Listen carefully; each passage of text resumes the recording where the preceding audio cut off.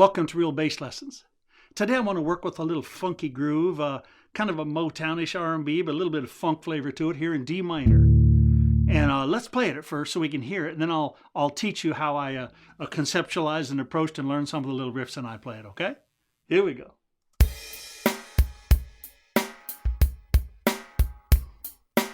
One, two, one, two, three.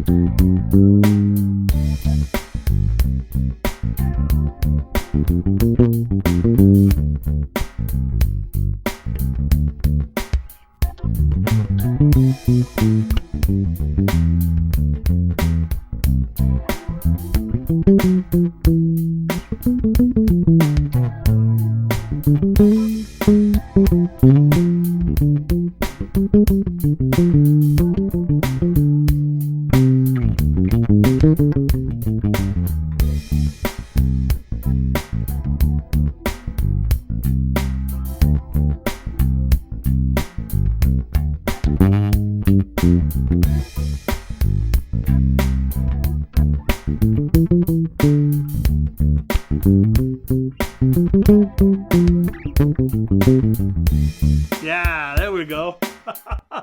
I got a couple little cool riffs happening in there.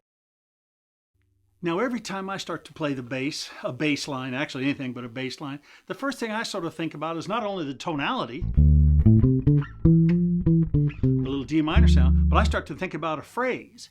I tend to do little 2 and 4 bar question and answer phrases, and then I try to do a little bigger one. How do I start with that? Simply a question answer.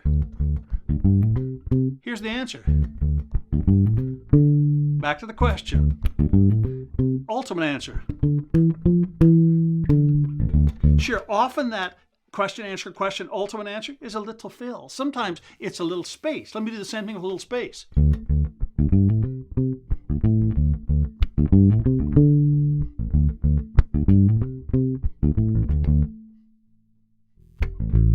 Sure, sometimes that space it puts an emphasis on the attacks, okay? So let me give you a little 4-bar example there again, just so I can make it sound a little better. 3, 4.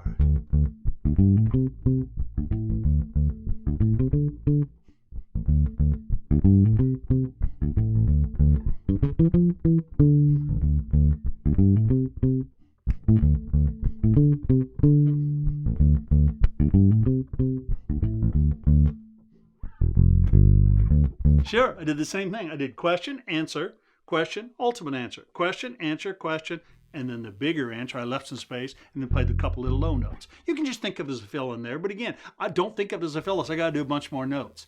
Now, what did I do for fills? Well, that's an easy one. Here's my D minor, so I just went. Yeah. Now, one time I did this.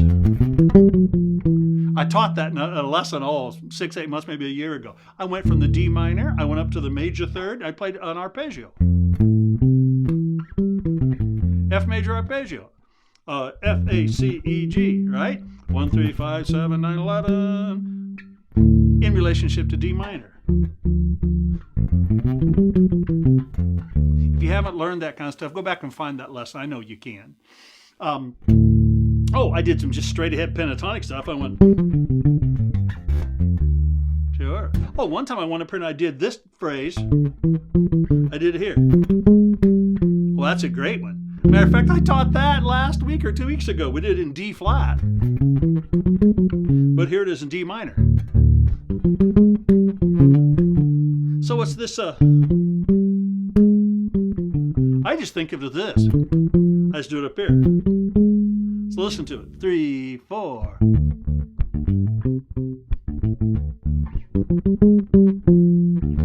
Sure, well, that's a great one, isn't it? Sure. It's tension and resolution. When I went to that bottom end, I just did this. Sure, I would if I was going to finish it, I would have gone pentatonic. But it sounded good to stop it there. Here. It's like, oh, it kind of waits and waits and waits to get back to here. And again, I'm creating tension that goes to resolution. What you need to do is just work on these simply. Let me give you a little idea. Let me get my drum groove going. Here's a practice idea. Play our basic riff. Let's call it this. Good, over and over. Play with me. Here's the fourth time. Leave it blank. Again. By the way, that was great phrasing in itself. Did you notice that? I did it, I did it, I did it, and then I didn't do it. Sure, and it wanted me to come back in. By the way, space, rests, that's what accentuates the notes. Let's do that same thing. Play the riff with me. 2, 1, 2, 3, 4. 3 times.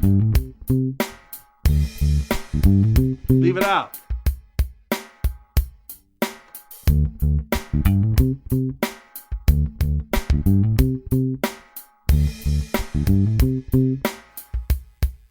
Good. Now let's stop for a second. Now I'm off with my drums in the sense that there's phrasing in the drums too. Listen. Every 4 bars I've got a little crash cymbal. Not to keep place, but to hear phrasing. So we'll play it with it. Same riff. We start now.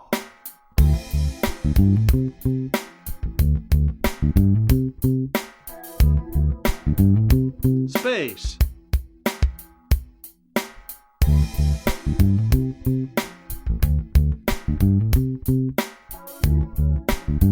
Here's our first phrase, or fill. Yeah, play with me. We'll make that feel a little better. There it is.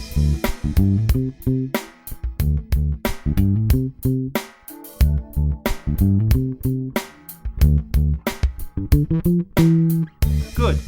We'll do the same thing up 3 frets. Here it is.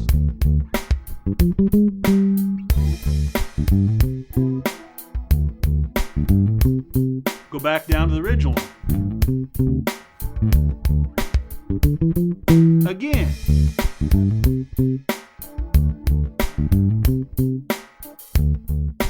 Original one. Next time we go up the upper one.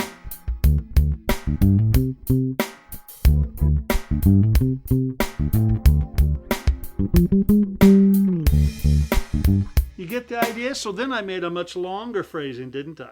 Now watch, let's do it one more time. I'll do this one, then this one, then this one, then I'll leave empty space. Go ahead and play along with me. Let's wait for this to get our 4-bar so a little drum thing online. Here we go. Now play with me. 1, 2, 3.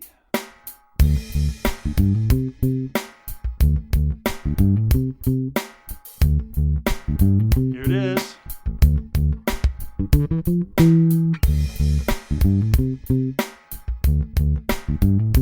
The upper one.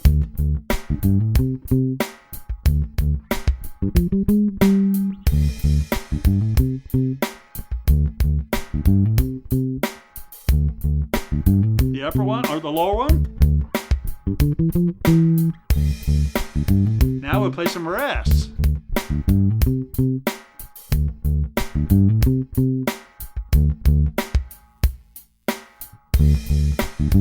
Is that the coolest or what? It can tell you, it can tell the listener's ear, all of the band members here, here's the big phrasing, here's where we go again. Now again, I know some guys want to fill up all the space. I want to do all the fills. Man, you get to where you're playing simple fills and you're leaving nice space in the right spot. Man, the drummer and everybody else will dig what you're doing because it gives them some freedom, some space. Let's do that same thing again. I'm not going to cue it. You just remember, let's play it together.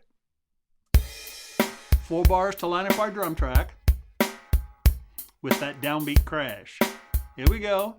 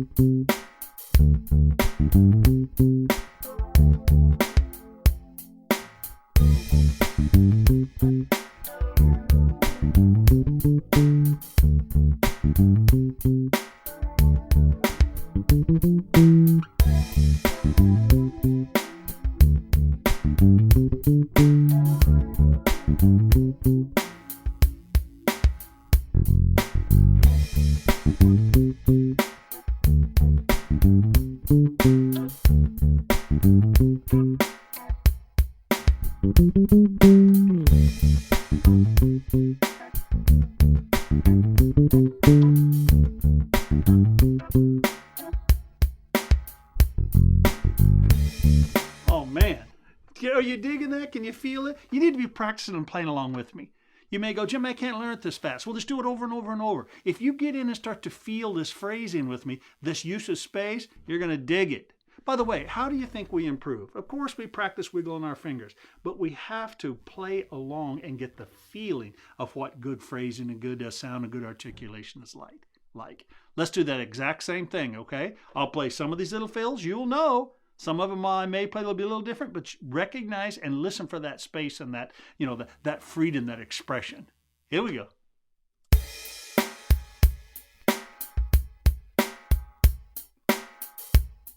Here we go.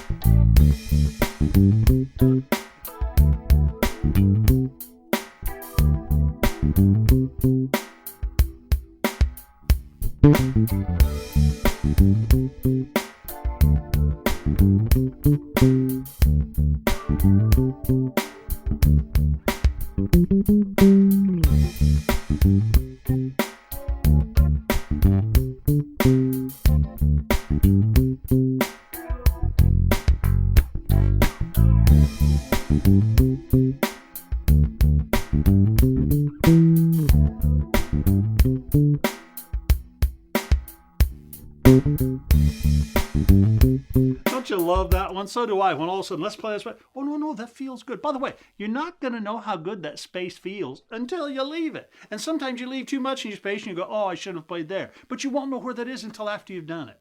So play with me and try to imitate these sounds and the space and these feel, okay? This is worth $1 million, man. I know everybody wants to play a bunch of crazy stuff and do a lot more fills. You get to where you can just play good solid bass lines, but leaving the right amount of space, creating the right amount of phrasing, and you make the band sound better. You know that ultimate compliment, don't you, as a bass player? Yeah? It's when the leader says, man, I don't know what it is about you playing, but you just make me sound better. You make the whole band play better. Well, that's because I'm listening to the whole band and leaving space and trying to create nice phrasing. Let's do it one more short time. Here we go. I love it. Wait for our 4 bars. Here we go.